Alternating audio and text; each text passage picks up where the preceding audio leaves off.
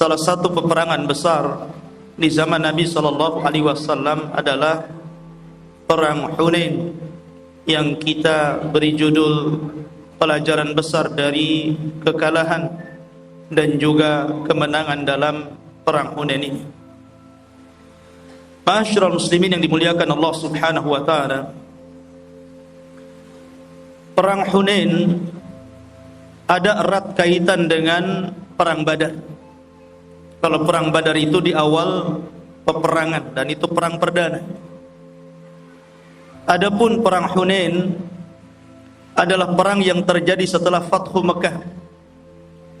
Dan setelah perang Hunain, perang yang sangat besar ini, pada tahun 8 Hijriah, maka masuk pada tahun 9 dan 10 Hijriah sampai wafatnya Rasul, banyak kaum muslimin atau banyak orang-orang Arab yang musyrik sebelumnya, mereka berbondong-bondong masuk Islam.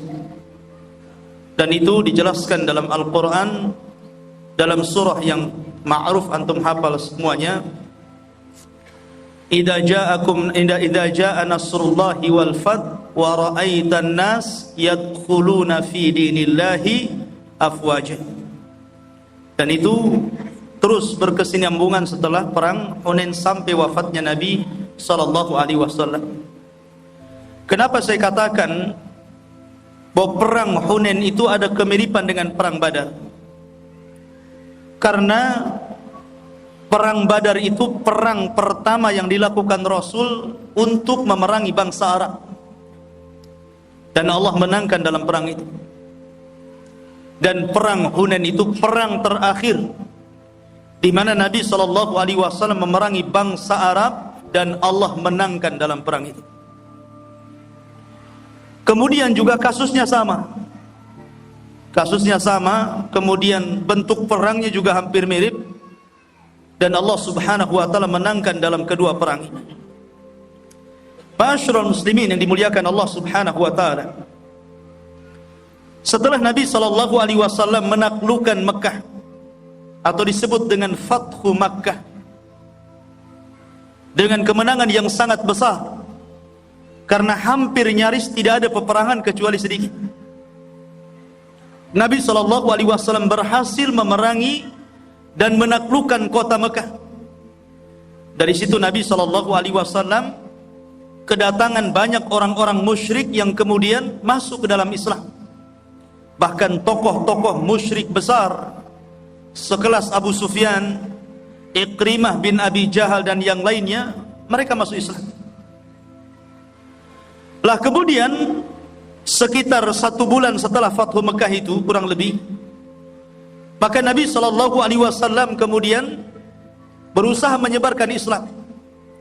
Dan ini yang menjadikan dua kabilah besar marah besar.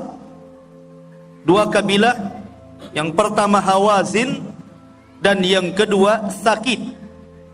Ini dua kabilah besar yang masih beragama musyrikun, mereka marah karena Nabi sallallahu alaihi wasallam dan sahabatnya berhasil menaklukkan Mekah dan banyak kemudian mengislamkan orang-orang yang di sekitar Mekah. Lah akhirnya kemudian Hawazin ini yang kemudian mereka bersekutu dengan Tsaqif, mereka kemudian punya niat untuk berperang bersama Nabi sallallahu alaihi wasallam, di mana pimpinan mereka namanya Malik ibn Auf An-Nasri, seorang dari tokoh Hawazin, ditunjuk untuk memimpin perang. Dan subhanallah, Malik ibn Auf ini memiliki kebijakan dalam perang Hunain ini, di mana seluruh pasukan harus ikut dan diikut sertakan seluruh keluarganya. Istrinya harus ikut, anak-anaknya harus ikut, semua hartanya harus diikut sertakan. Tidak boleh ada yang terlewatkan. Alasannya satu, mereka berperang itu untuk melindungi keluarga mereka, harta mereka, dan begitu seterusnya. Itu kehendak Malik ibn Auf. Tapi tentu kehendak Allah Subhanahu wa taala akan berbeda. Lah ketika itu ikhwatu fillah muliakan Allah Azza wa Jal, kebijakan Malik ini sempat diprotes oleh seorang namanya Duraid ibn Summah, orang tua yang bijak, dan mengatakan karena dia buta, dalam pasukan itu kan dengar suara perempuan, suara tangisan anak-anak, suara-suara hewan, sehingga dia mengatakan kepada pimpinannya Malik ibn Auf, apa maksudnya Anda ikut sertakan seluruh keluarga dan hartanya ini? Kata Malik, dia mengatakan supaya orang-orang itu paham bahwa perang ini dalam rangka membela mereka, membela keluarga mereka, membela harta mereka. Tapi Duraid mengatakan, ra'yuka ra'yu dha'nin, akalmu itu seperti akal kambing. Jadi cara berpikirmu itu seperti kambing gitu, dihina. Mereka tidak akan bermanfaat untukmu saat berperang. Kalaupun perang ini dimenangkan, bukan karena mereka, tapi kalau seandainya ini dikalahkan, maka sama saja kau permalukan seluruh kabilah.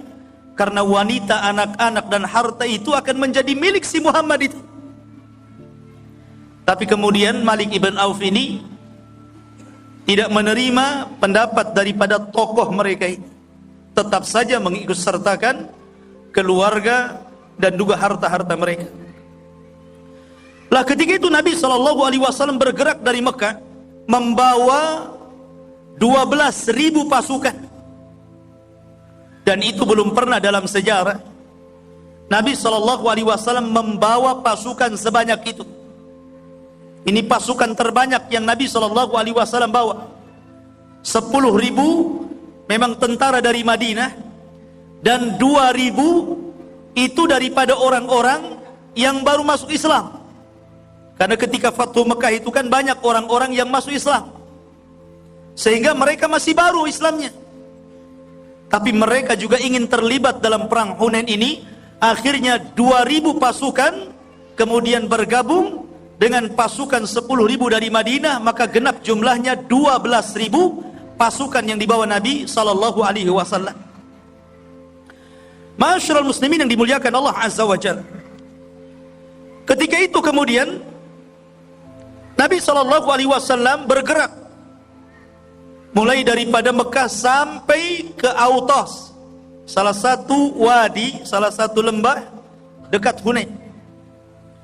Ada sebuah peristiwa di tengah perjalanan, karena di antara sahabat Nabi SAW itu 2.000 lebih itu baru masuk Islam, sehingga keimanan mereka belum kokoh, tauhid mereka belum kokoh. Rupanya mereka melewati sebuah pohon bidara, pohon besar yang dahulu di zaman mereka jahiliyah, kalau perang itu mereka datang ke pohon ini. Kemudian mereka gantungkan pedang-pedangnya, tabarrukan, untuk mencari berkah kemenangan. Dan begitulah biasanya salah satu benda yang dicari berkah itu umumnya adalah pohon. Pohon gitu kan, zaman dulu ada pohon beringin gitu kan, menakutkan. Kadang dikasih sedekah, dikasih sesajen, meminta-minta di pohon gitu ya. Lah zaman jahiliyah begitu. Maka tiba-tiba ketika melewati pohon itu, orang-orang yang baru masuk Islam ini berhenti. Sebagaimana riwayat yang dikisahkan oleh Abi Waqid Al-Laythi, karena Abi Waqid Al-Laythi yang meriwayatkan hadis ini juga salah satu sahabat yang baru masuk Islam. Jadi masih kental dengan kesyirikan ini, belum ditarbiyah tauhidnya. Akhirnya mereka berkata kepada Nabi SAW, ya Rasulullah, ij'al lana dhata anwatin kama lahum dhatu anwat. Rasul, bisa enggak jadikan untuk kami satu pohon seperti pohon yang kami dulu jadikan di masa jahiliyah untuk mencari berkah. Biar sebelum perang itu kita gantungkan pedang-pedang kita dulu supaya kita menang. Maka Nabi SAW marah.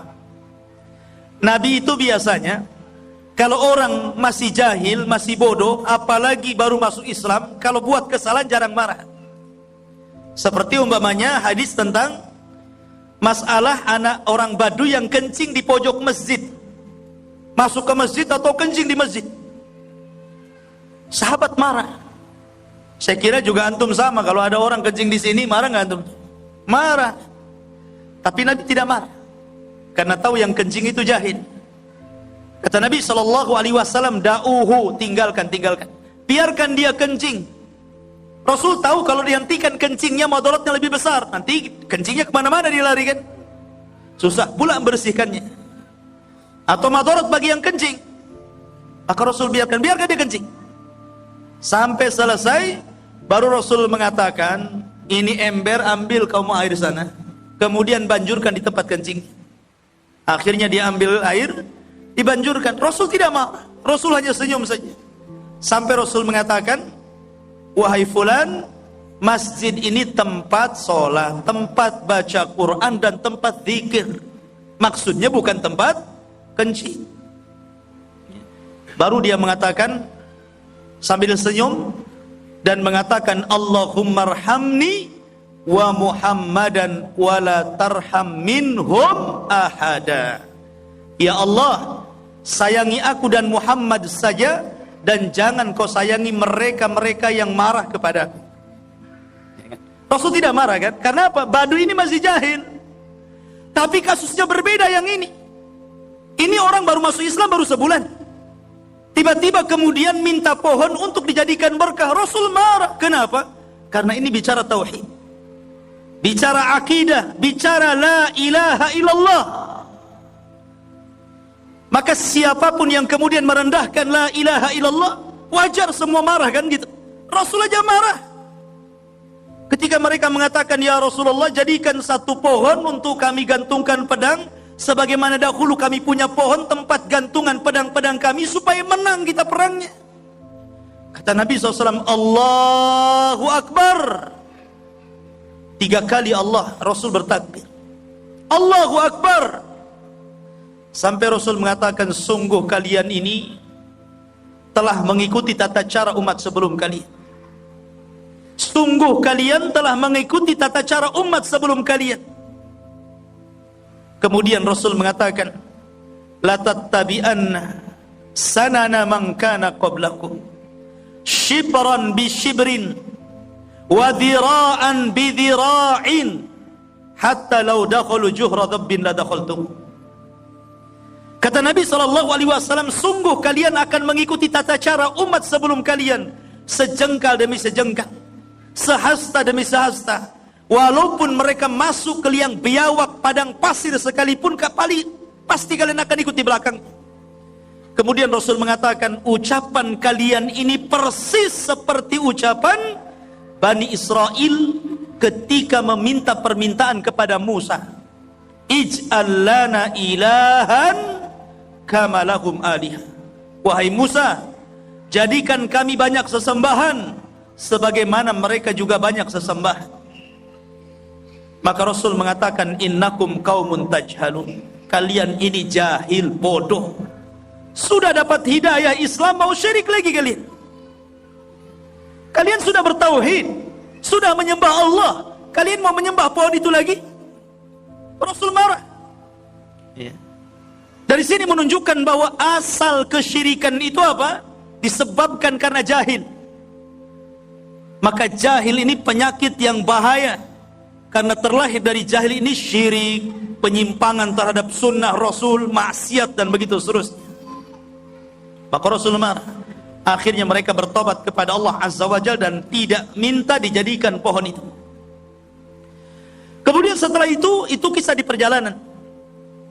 Berangkatlah mereka sampai di Autas, di sebuah wadi, di sebuah lembah. Rasul dan para sahabatnya tidak tahu. Rasul itu tidak tahu yang gaib. Rasul tidak paham bahwa di atas bukit itu sudah ada 30.000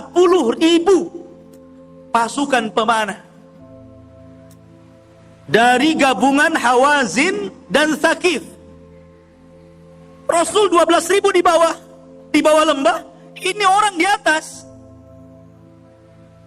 Tiba-tiba kemudian pas sudah berada di tengah lembah, dihujani mereka dengan panah. Dihujani dengan panah, tombak, batu gitu kan. Semua tunggang langgang, kaget gitu kan. Pada awalnya mereka sudah bangga banyak pasukan, karena mereka tidak pernah perang sebanyak itu. Tiba-tiba mereka kemudian dihantam oleh panah, tombak, batu dari atas gunung, kocar-kacir ikhwan. Dari sini menunjukkan ikhwan bahwa kesombongan itu awal dari kekalahan. Sombong itu awal dari kekalahan. Ya. Makanya kemudian Allah Subhanahu wa taala berfirman dalam surah At-Taubah, karena perang Hunain ini hanya disebutkan 3 ayat saja dalam At-Taubah.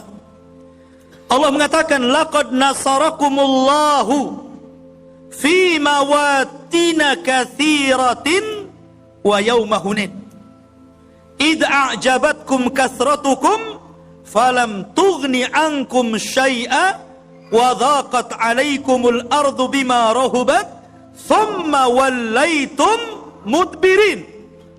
Perhatikan, sungguh Allah telah menolong kamu wahai orang-orang mukmin dari banyak peperangan termasuk perang Hunain, ketika jumlah kalian yang besar itu membanggakan kalian.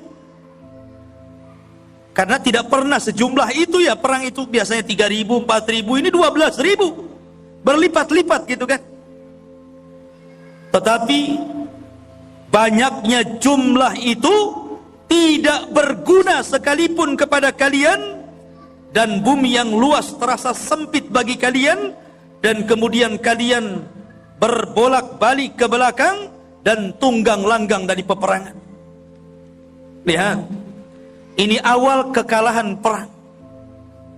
Kaum muslimin kalah, sehingga seluruh pasukan itu, terutama orang-orang yang baru masuk Islam, mereka tidak percaya itu.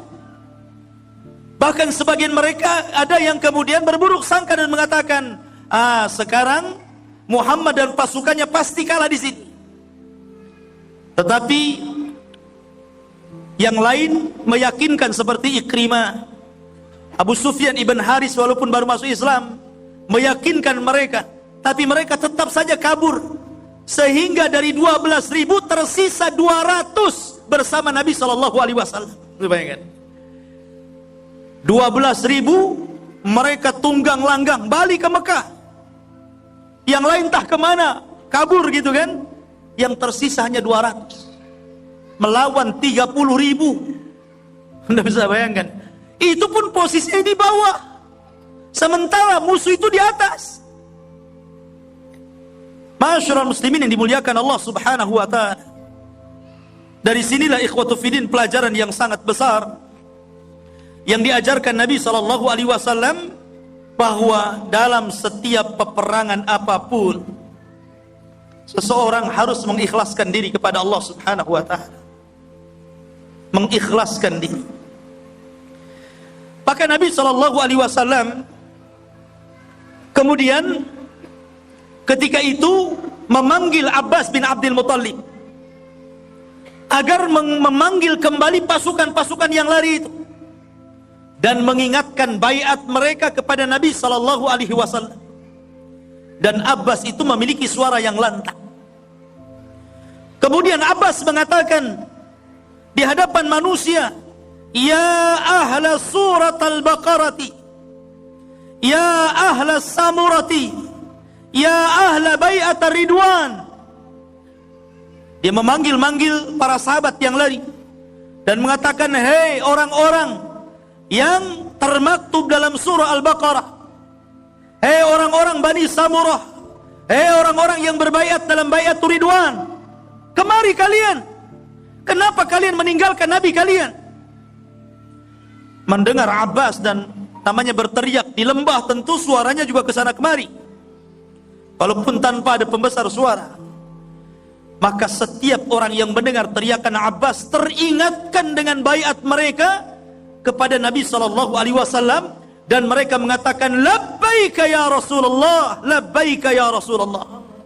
Aku penuhi panggilanmu ya Rasulullah. Aku penuhi panggilanmu. Maka orang yang sudah tunggang langgang itu semua balik lagi.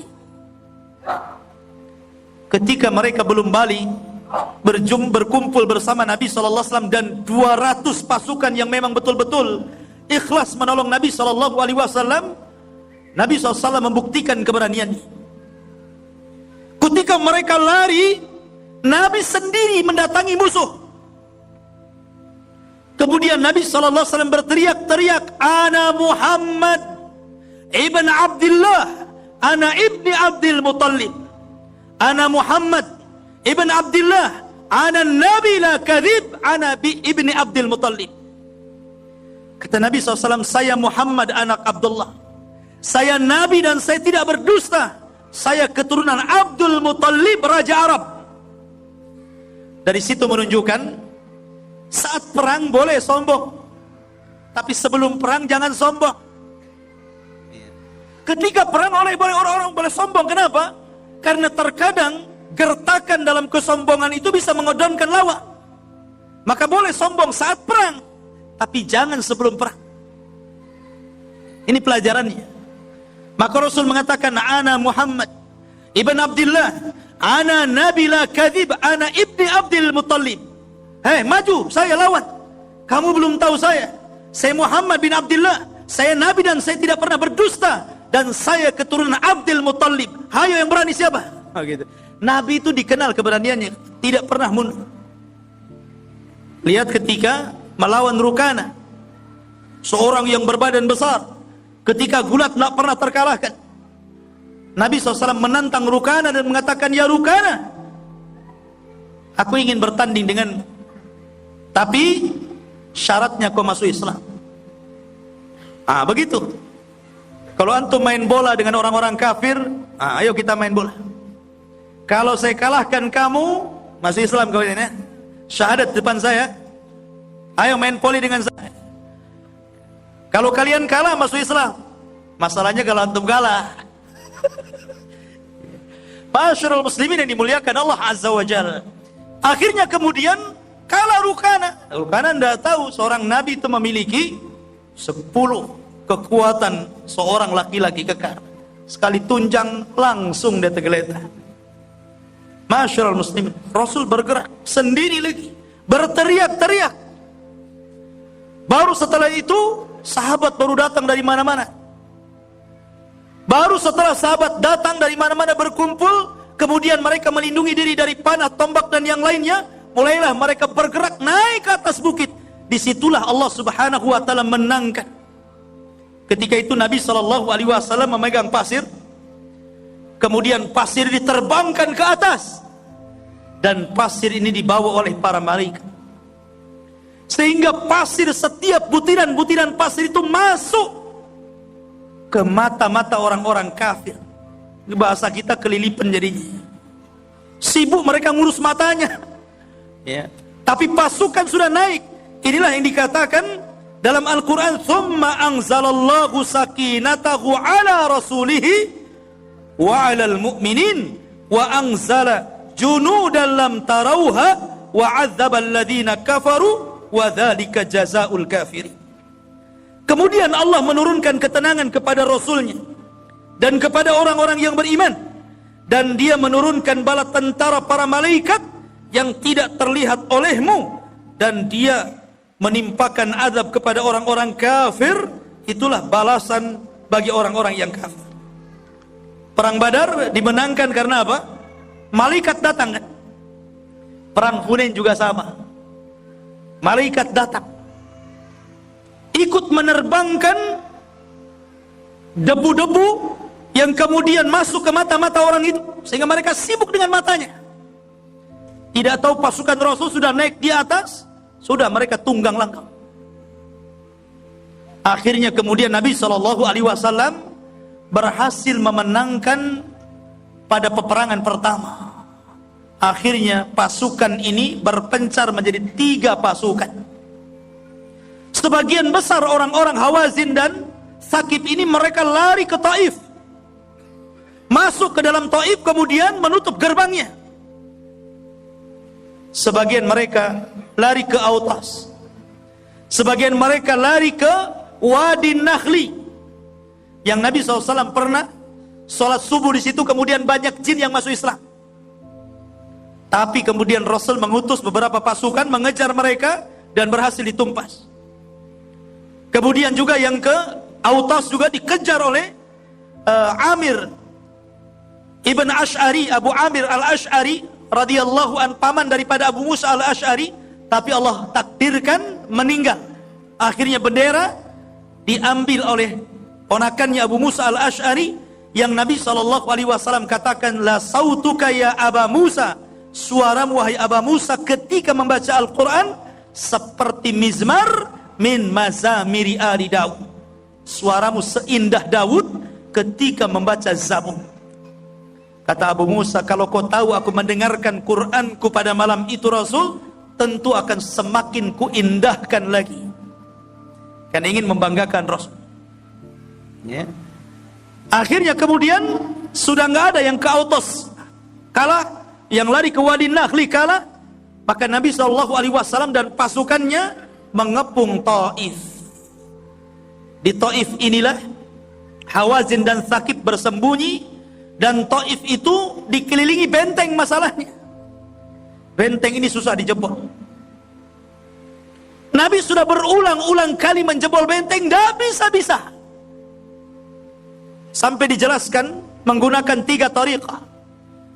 Pertama, menebang pohon yang besar, kemudian pohon itu diangkut oleh beberapa orang dari bawah, kemudian ditumbang-tumbangkan ke benteng, tapi tidak berhasil. Karena dari atas dihujani panah dan tombak dan cairan-cairan minyak-minyak panas, sehingga tidak bisa, mundur lagi. Kemudian Nabi SAW membuat manjanik. Manjanik itu semacam ketepel besar gitu, lempar batu gitu, itu pun tidak berhasil. Kemudian Rasul memerintahkan Khalid ibn Walid. Antum tahu siapa Khalid bin Walid? Seorang jenderal di masa Quraisy yang tidak pernah dikalahkan. Ketika masuk Islam juga tidak pernah dikalahkan, setiap dipimpin oleh Khalid bin Walid. Dia berusaha manjat, tidak bisa-bisa. Berusaha berteriak-teriak, ngajak mubarazah, ngajak nantang. Kalau kalian pemberani bukan pengecut, keluar jagoan kalian, keluarkan jagoan kalian. Maksudnya biar bentengnya dibuka, kemudian pasukan kaum muslimin masuk. Tapi dipancing-pancing pun tidak bisa. Bayangkan. Akhirnya Nabi terpaksa menunggu di luar benteng.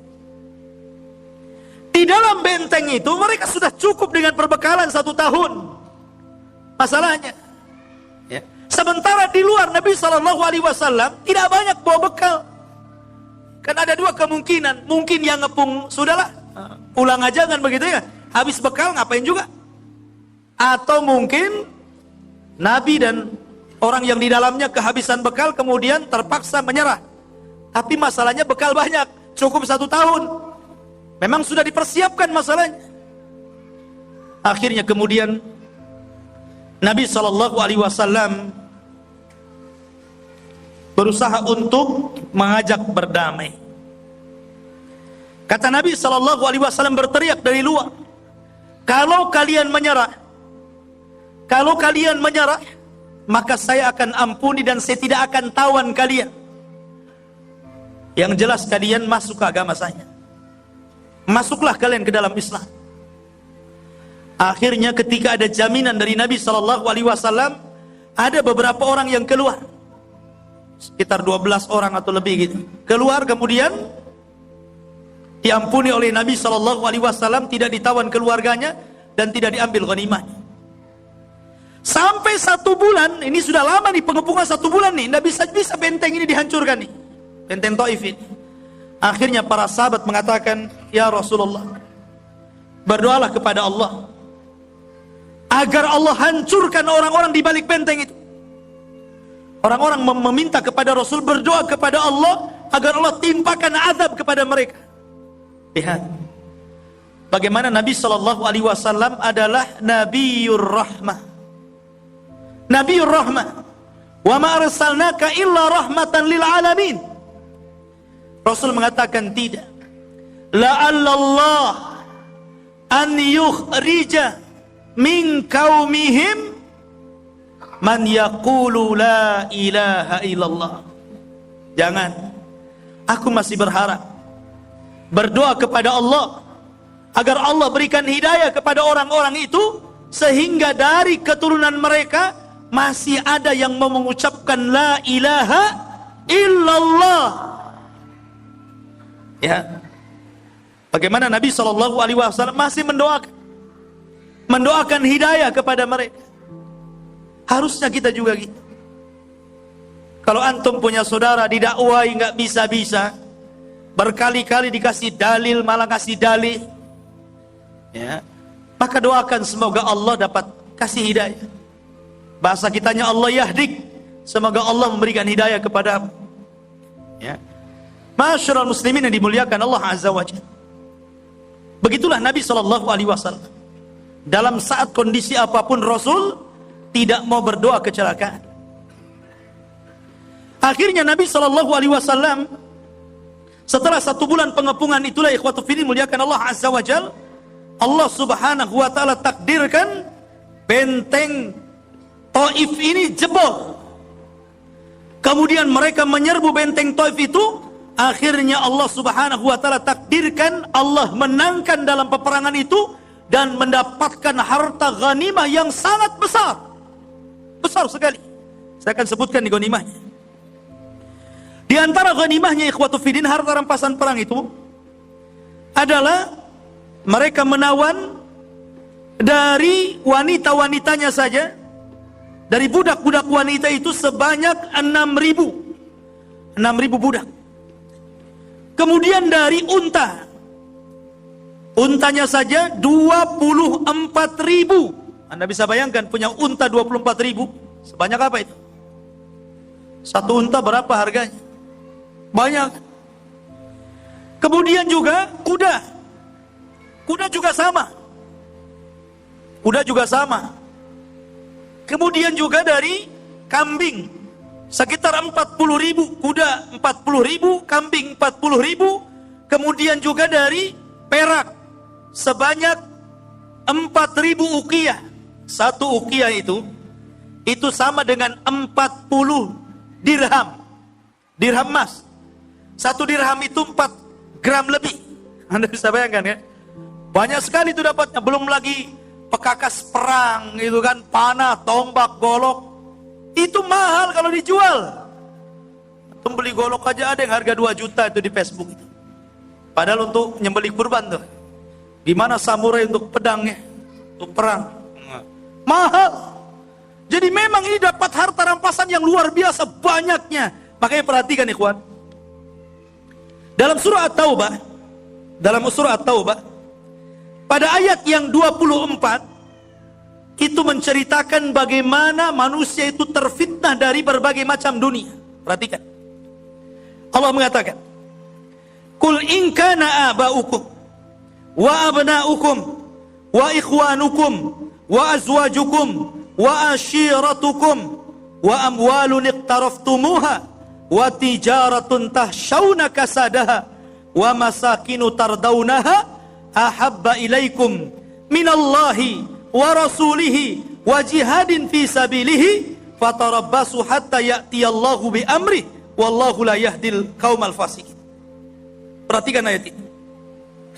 Katakan ya Muhammad kepada mereka, jika bapak-bapakmu, anak-anakmu, saudara-saudaramu, istri-istrimu, keluargamu, harta kekayaan yang kamu usahakan, perdagangan yang kamu khawatirkan kerugiannya, rumah-rumah, tempat tinggal yang kamu sukai, ini semua kita suka kan? Bapak kita sayang, istri kita sayang, anak kita sayang, bisnis kita sayang, ya. Kemudian rumah kita sayang, kendaraan kita sayang. Tapi lihat Allah mengatakan, kalau itu lebih kalian cintai daripada Allah dan Rasulnya serta jihad di jalan Allah, maka tunggulah sampai Allah datangkan keputusannya, hukumannya, azabnya. Coba perhatikan ayat ini. Ayat ini seolah-olah menjadikan kita ini melupakan dunia. Buat apa dunia itu? Ya. Buat apa harta, rumah, kendaraan? Buat apa kalau dinilai dengan jihad? Kalau dinilai dengan jihad. Tapi namanya manusia, tetap saja lebih mencintai keluarganya, lebih mencintai hartanya, lebih mencintai bisnisnya, lebih mencintai usahanya, lebih mencintai rumah dan kendaraannya. Itu memang fitrah manusia seperti itu. Tapi lihat, setelah itu Allah Subhanahu wa taala pada ayat 25 At-Taubah menceritakan tentang laqad nasarakumullahu fi mawatina katsira wa yauma Hunain. Dan Allah telah menolong kalian di banyak pertempuran termasuk perang Hunain. Apa korelasi ayat 24 dengan 25 itu? Ayat 24 kita disindir, jangan sampailah dunia itu lebih kalian cintai dibandingkan Allah, Rasul dan jihad. Kenapa demikian? Kemudian Allah jelaskan pada ayat 25. Ketika perang Hunain dan perang-perang sebelumnya yang kemudian dilakoni oleh Rasul dan para sahabatnya, kebanyakan dimenangkan atau dikalahkan? Kebanyakan dimenangkan. Dan setiap peperangan pasti mendapatkan ghanimah, harta rampasan perang. Dalam perang Badar saja, walaupun sebagian tawanan dilepas, tapi masih ada harta yang banyak. Apalagi perang Hunain. Perang Hunain itu lihat, harta rampasannya kan banyak sekali tuh. 4.000 kambing, 40.000 kambing, 40.000 kuda, kemudian 124.000 unta, belum lagi emasnya, belum lagi peraknya, belum lagi pekakasnya. Maknanya kalau antum lebih mencintai Allah, Rasul dan jihad, harta itu akan ikut. Harta itu akan ikut. Siapa yang mencintai akhirat, dunia akan ikut. Siapa yang mencintai dunia, akhirat tidak akan ikut, bahkan dunia bisa hancur. Itu faedahnya. Makanya di sini ada pelajaran besar. Cintai Allah, cintai Rasul, cintai jihad, maka dunia itu akan ikut. Sebagaimana para sahabat, ketika kita khawatir kita akan mati syahid, meninggalkan keluarga, meninggalkan harta, meninggalkan bisnis, meninggalkan apapun ditinggalkannya. Tapi ingat, Allah kasih hiburan dalam ayat 25 ini. Ingat, siapapun yang mencintai Allah, Rasul dan jihad, pasti Allah tolong. Dan dunia yang kalian khawatirkan hilangnya, Allah tambah lagi. Itu maksudnya. Ini luar biasa. Faedah yang luar biasa dari korelasi ayat 24 dan 25 ini. Ma'asyiral muslimin yang dimuliakan Allah Azza wa Jalla. Maka setelah kemudian peperangan itu dimenangkan, kemudian ghanimah pun dikumpulkan, disinilah sahabat difitnah. Difitnah oleh harta, lagi-lagi harta. Zuyyina lin-nasi hubbus syahwat minan nisa wal banin wal qanatiril muqantarati minadz zahabi wal fiddah ila akhiril ayat. Manusia ini terkadang terfitnah dengan syahwat perempuan, syahwat anak, syahwat emas, perak dan macam-macam jenisnya dari harta-harta yang kita cintai. Sahabat manusia sama dengan kita. Sahabat juga manusia sama dengan kita. Artinya bahwa dia bukan malaikat, mereka bukan malaikat. Ketika Nabi SAW kemudian membagi-bagi ghanimah justru kepada 2.000 orang yang baru masuk Islam, baru 1 bulan mereka masuk Islam, kemudian ikut perang dalam Hunain. Tiba-tiba setelah Hunain dimenangkan, seluruh harta rampasan perang diberikan kepada yang 2.000 orang ini. Diberikan kepada Abu Sufyan yang banyak sekali gitu kan, diberikan kepada, sampai dijelaskan Abu Sufyan ibn Harb mendapatkan 40 uqiyah dari emas dan perak. Kemudian Hakim ibn Hizam mendapatkan 100 unta. Kemudian An-Nadhr ibn Haris mendapatkan 100 unta. Kemudian Abbas ibn Mirdas mendapatkan 40 unta. Kemudian juga Makhramah ibn Naufal mendapatkan 50 unta. Kemudian disebutkan, jadi dari 2000 itu masing-masing mendapatkan ada yang 100, ada yang 50, ada yang 40 gitu kan. Sementara orang-orang Ansor tidak dapat satupun. Gak dapat. Akhirnya kemudian mereka protes kepada Nabi SAW.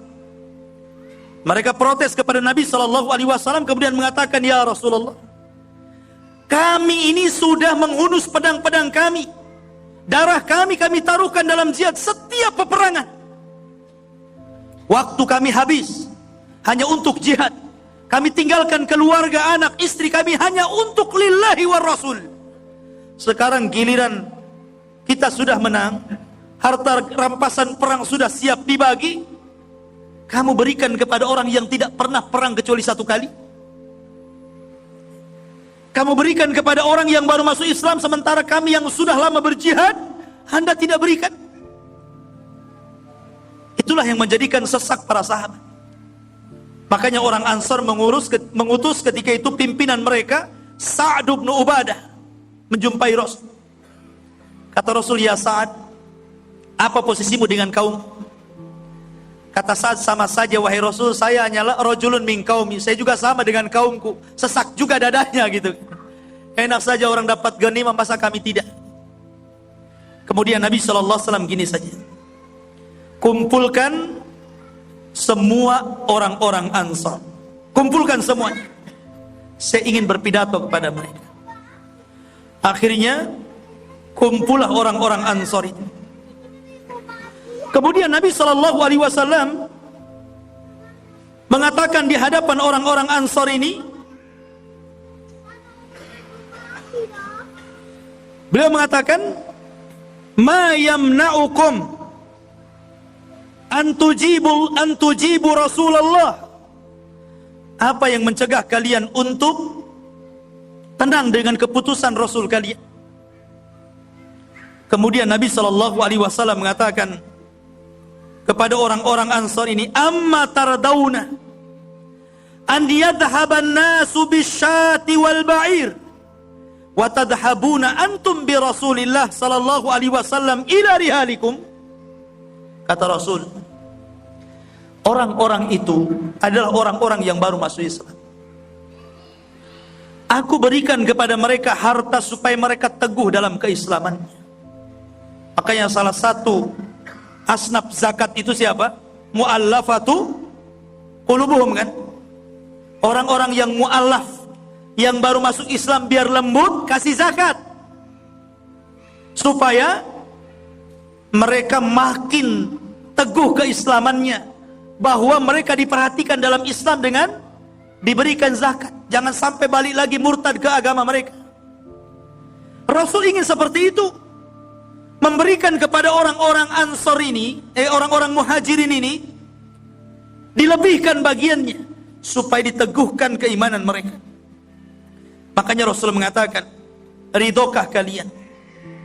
Amma tardawna an yadhhaban nasu bisyati wal ba'ir. Biarkan mereka berangkat bersama kambing dan unta-unta harta rampasan perang itu. Biarkan mereka berangkat. Berangkat ke Mekah, biarkan. Wa tadhhabuna antum bi Rasulillah. Tapi kalian pulang ke Madinah membawa diriku, membawa Rasulullah. Milih mana? Seolah-olah Rasul mengatakan, milih mana kalian? Milih kambing atau unta atau milih saya? Itu maksudnya. Tentu ini pilihan yang tidak imbang. Tidak imbang. Ya tentu milih Nabi SAW. Dari situlah ikhwatu fiddin, perkataan Nabi SAW menancap dalam hati mereka. Sampai Rasul mengatakan, laulal hijratu lakuntu imra'an minal ansar. Kalau bukan karena hijrah, tentu orang-orang Muhajirin itu saya katakan orang Ansar. Tapi karena hijrah kalianlah orang Ansar. Kalaulah bukan karena hijrah, tentu mereka bukan Muhajirin, saya kasih nama Ansar. Tapi karena hijrah inilah Aku katakan kalian Ansor dan mereka Muhajir. Kemudian Nabi SAW mengingatkan kebaikan mereka. Aku tahu, kalau seandainya kalian mengatakan sesuatu, pasti perkataan kalian benar. Tidak mungkin didustakan. Pasti kalian akan mengatakan, hei Muhammad, dulu kau datang didustakan, kami yang membenarkan. Hei Muhammad, dulu kau datang fakir, kami yang memberikan kekayaan. Hei dulu Muhammad, kau datang, kau dikejar-kejar oleh orang-orang kafir, kami yang melindungi. Pasti kalian akan mengatakan seperti itu. Ya, Rasul mengingatkan kebaikan itu. Karena Rasul tidak pernah lupa kebaikan orang. Jazaul ihsan ilal ihsan.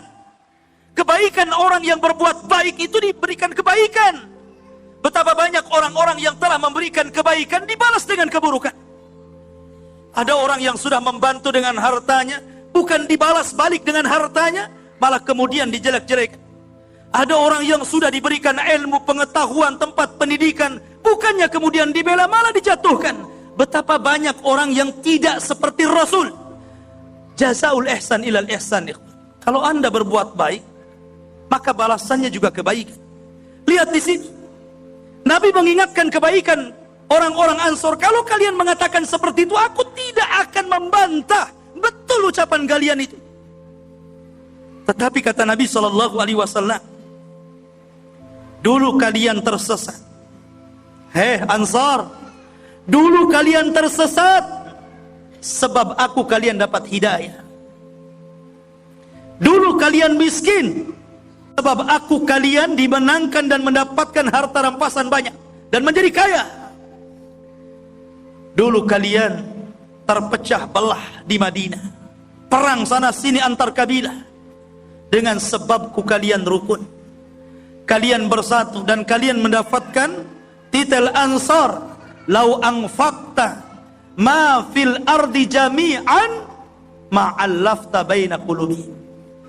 Sekalipun kau infakkan seluruh dunia untuk menyatukan hati orang, gak akan bisa.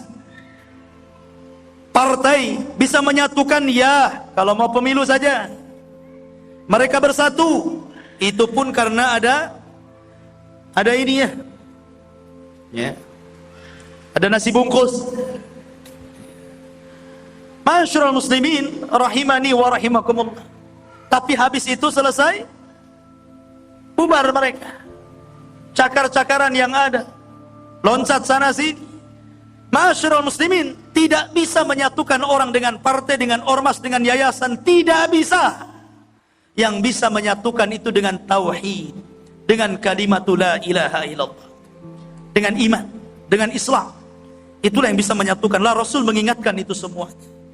Barulah kemudian mereka sadar dan tertunduk sampai Nabi SAW berdoa, Allahumma ghfir lil ansar, Allahumma arham lil ansar wa abna'il ansar wa abna'il ansar. Ya Allah, ampunilah orang-orang Ansar, rahmatilah orang Ansar, anak-anak orang Ansar, cucu-cucu orang Ansar. Sampai akhirnya orang-orang Ansar tanpa sadar mereka melelehkan air matanya. Akhirnya mereka mengatakan, radina bi Rasulillah, kami ridho dengan Rasulullah, kami ridho dengan Rasulullah.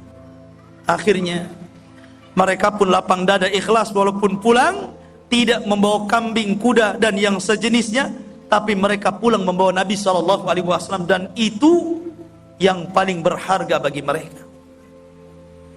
Apalah artinya dunia? Apa artinya dunia? Yang paling berharga itu adalah sahibul ilmi, orang yang punya ilmu. Orang yang punya ilmu. Terkadang ma'asyiral muslimin, saya ini terkadang ingin curhat juga sama antum. Ketika banyak ustaz-ustaz curhat juga sama saya. Kalau kajian umpamanya nggak hadir, sibuk ustaz ditanyakan, kemana ustaz gak hadir, kemana ustaz gak hadir. Kadang-kadang di Japri juga. Giliran ustaznya sakit, kadang-kadang nggak jenguk antum ustaz. Nggak ada antum datang jenguk, 1-2 saja yang jenguk. Atau ustaznya kesusahan, perlu modal, nggak ada yang datang, nih ustaz saya kasih modal gitu kan. Giliran antum yang butuh, wah sibuk. Ustaznya nggak hadir, sibuk nih. Lewat WA ditanya, lewat Facebook ditanya, subhanallah. Ini curhatan para ustadz, salah satunya saya juga. Ya. Ma'asyiral muslimin yang dimuliakan Allah Azza wa Jalla. Tidak demikian, lihat orang-orang Ansar. Mereka senang membawa Nabi sallallahu alaihi wasallam. Karena mereka tahu dialah satu-satunya orang yang bisa menyelamatkan mereka. Bukan kekayaan, bukan yang lainnya. Dan itu ibrah yang sangat besar dari perang Hunain ini. Ma'asyiral muslimin dimuliakan Allah Azza wa Jalla. Ada juga kisah dalam perang Hunain ini, ikhwatu fillah dimuliakan Allah Azza wa Jalla.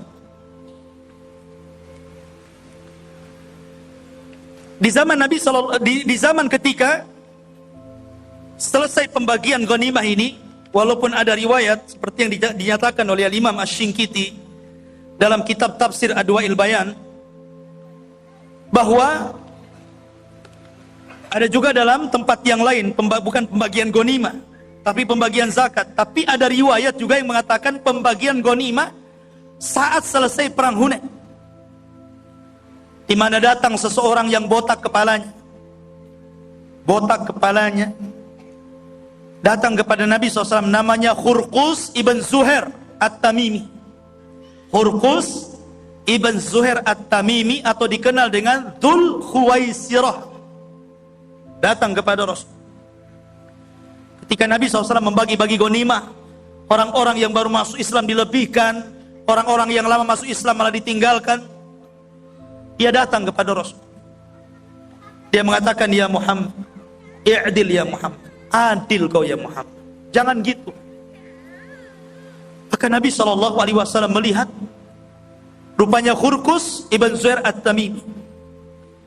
Kata Nabi SAW, atau dikenal dengan Dzul Khuwaisirah, kata Nabi SAW, wailakum, celaka kalian, illam a'dil faman ya'dil. Kalau aku tidak adil, siapa yang lebih adil daripada aku? Siapa yang lebih adil?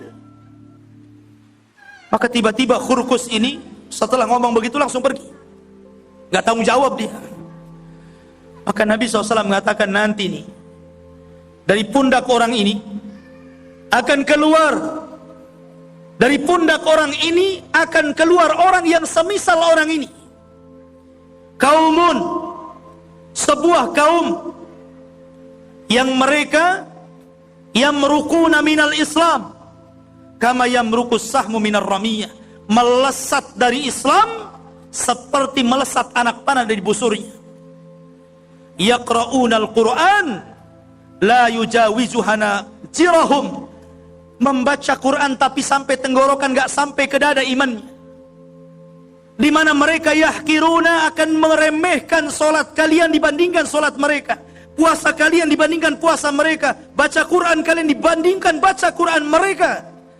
Kalau aku dapati orang seperti ini nantinya, kata Rasul, la aqtulannakum qatla adin, aku akan perangi mereka seperti kaum Ad, dibinasakan Allah Subhanahu wa taala, di mana tidak ada satu jiwa yang dibiarkan hidup di permukaan bumi. Di sini disyaratkan kepada sebuah kaum yang belakangan disebut dengan Khawarij. Dan pembahasan Khawarij sudah saya bahas. Tinggal lihat di YouTube aja. Ma'asyiral muslimin yang dimuliakan Allah Azza wa Jalla, intinya bahwa perang Hunain ini banyak pelajaran yang bisa kita ambil. Salah satunya adalah bagaimana Allah Subhanahu wa taala menolong orang-orang yang mencintai Allah, mencintai Rasul, dan mencintai jihad di jalan Allah Subhanahu wa taala. Wallahu a'lam. Assalamualaikum Ustaz, ada pertanyaan dulu. Ana mau tanya bagaimana bentuk jihad kita kepada kaum muslimin terhadap saudara kita yang sedang dizalimi di tempat yang jauh. Apakah boleh dengan berorasi, aksi mengecam, aksi mencela kepada para pelaku zalimnya di jalan-jalan, berikhtilat di antara laki-laki dan perempuan? Dan adakah kondisi di mana perempuan bisa ikut jihad membela Islam? Syukran, jazakumullah khairan. Iya. Jawab enggak? Ya. Masyarul muslimin dimuliakan Allah Azza wa Jalla. Kalau ada saudara kita sedang diperangi oleh orang kafir, maka jihad di negaranya adalah fardu ain. Kalau mereka sedang dibantai oleh orang-orang kafir di negaranya, maka bagi mereka itu fardu ain untuk membela diri. Mereka boleh mengangkat senjata dan melawan balik. Kalaupun harus mati, maka mati mereka, mati syahid. Tetapi kita yang nun jauh di sana, maka kita tidak menjadi fardu ain tapi fardu kifayah. Antum tidak perlu berangkat ke sana, karena antum bukannya menolong merepotkan orang sana. Harus ngasih makan antum lagi, ngasih minum antum lagi. Belum lagi antum tidak tahu medan, baru datang sudah kena sniper, matilah. Ya. Jangan bunuh diri, nggak tahu medannya. Kalau medan sana dekat, medan sana beda. Ya.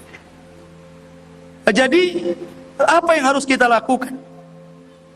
Di zaman Nabi SAW ketika Nabi kehilangan banyak hufadzul Quran, para pembaca Al-Quran dan penghafal Quran yang dikirim Nabi SAW kemudian dikhianati dan dibunuh semuanya. Maka Nabi SAW marah. Kemudian Nabi SAW melakukan kunut nazilah. Rasul melakukan kunut nazilah selama 1 bulan, dibaca setiap sholat untuk kemenangan saudara-saudara kita. Ikhwan, doa itu silahul mu'min, senjata orang Islam. Terkadang doa lebih hebat dibandingkan senjata. Terkadang doa itu lebih menancap dibandingkan senjata, bisa mengalahkan dibandingkan senjata. Karena doa itu adalah silahul mu'min, senjatanya orang Islam. Doa ini akan didengar Allah. Kalau Allah berkehendak, Allah bisa menghancurkan musuh dengan sesaat atas permintaan antum. Kalau Allah mau, ya. Dan doa-doa kita ikhlas, diijabah oleh Allah Azza wa Jalla, Allah mudah saja menghilangkan musuh itu. Tidak perlu Allah itu ngutus pasukan-pasukan hebat-hebat, tidak. Allah membunuh Namrud loh dengan nyamuk. Allah membunuh Ya'juj dan Ma'juj dengan ulat. Allah membunuh Abraha dengan burung laut. Kalau Allah mau, ya, maka cukup dengan doa. Cukup dengan doa. Adapun kemudian seperti ini aksi yang dijelaskan ikhtilat laki-laki dan perempuan. Ikhwan, ini mungkin bicara demo. Yang antum maksud itu mungkin demonstrasi. Sering saya katakan demonstrasi itu hukumnya terbagi menjadi 3, 4. Saya ulang-ulang ya supaya antum paham.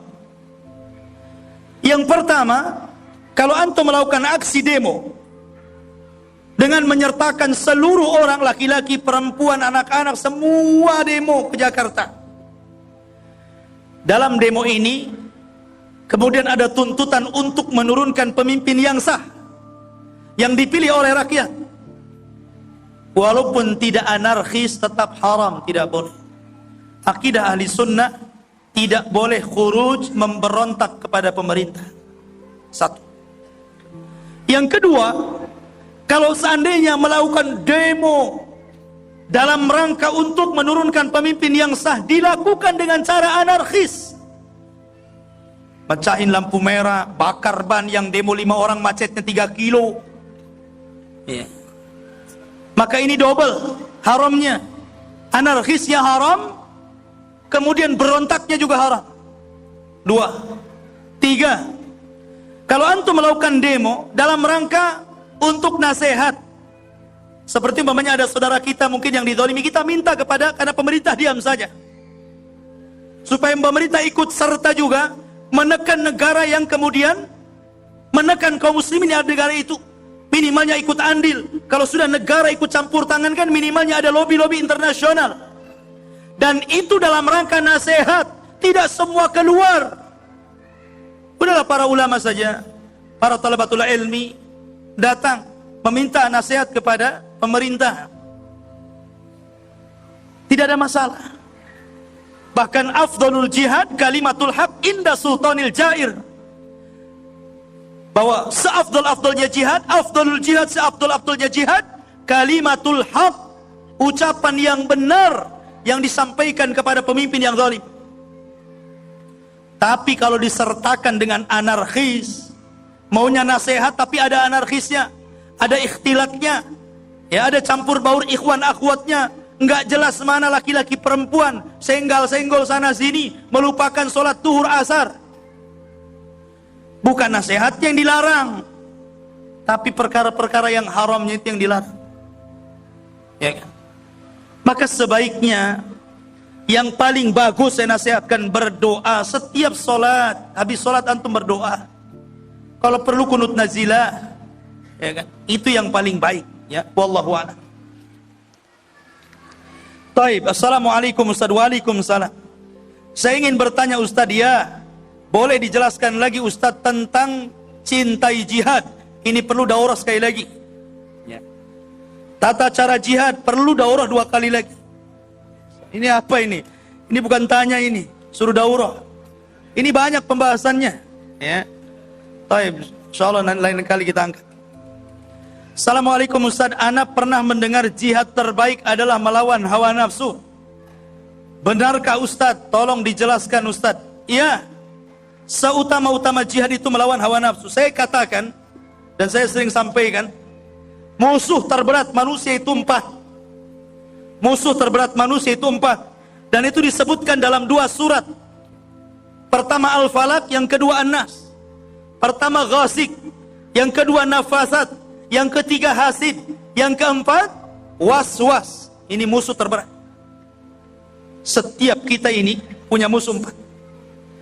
Pertama Ghasik. Ghasik itu setan. Setan itu musuh pertama antum. Ya. Dialah musuh kita. Yang kedua, Nafasat, tukang sihir, dukun-dukun itu musuh antum. Lawan dukun. Setuju antum lawan dukun? Nanti ketemu dukun lari. Ya. Tukang-tukang sihir. Kemudian hasid, orang yang hasad.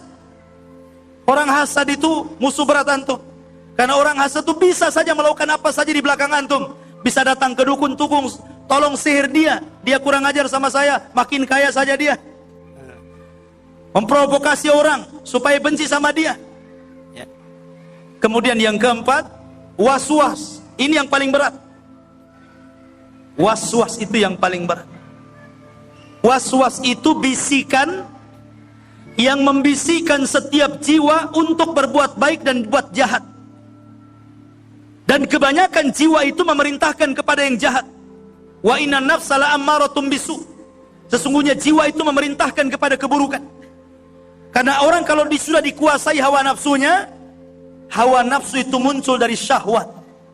Dari syahwat itu muncul hawa nafsu.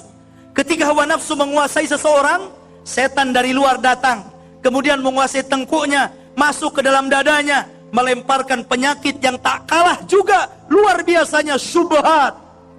Kalau syahwat dengan syubhat sudah ketemu, sudah nggak ada baiknya untuk. Syahwat merusak dunia, syubhat merusak agama. Khasirat dunya wal akhirah. Rugi dunia, rugi akhirat. Oleh karena itulah maka jihadlah terhadap diri sendiri. Taklukkan hawa nafsu. Hawa nafsu tidak bisa diperangi. Hawa nafsu tidak bisa dibuang. Tidak mungkin antum datang ke dokter, tolong dok, bedah jantung saya hilangkan. Mati antum. Ya. Sehingga hawa nafsu tidak mungkin dibuang, akan ada terus. Karena ada terus itu hawa nafsu tidak akan dibuang, yang ada ditekan. Ditekan supaya tidak ammaratun bisu, tidak memerintahkan kepada kebaikan terus, tetapi berikan asupan kepada jiwa kita ini dengan zikrullah. Ingat senantiasa dengan Allah, itulah yang bisa menekannya. Ala bidzikrillahi tatmainnul qulub. Kalau tenang hati kita ini, hati tidak akan memerintahkan kepada keburukan. Dan itu hanya dengan mengingat Allah, dengan sholat, dengan zakat, dengan puasa, dengan baca Quran, dengan hadir di majelis ilmu, dan begitu seterusnya. Ingat Allah dengan segala macam caranya. Maka dengan itulah kita akan dihilangkan hawa nafsunya. Wallahu alam. Mudah-mudahan ada manfaatnya. Subhanakallah bihamdika, asyhadu an la ilaha illa anta astaghfiruka wa atubu ilaik. Allahu ta'ala alam. Assalamualaikum warahmatullahi wabarakatuh.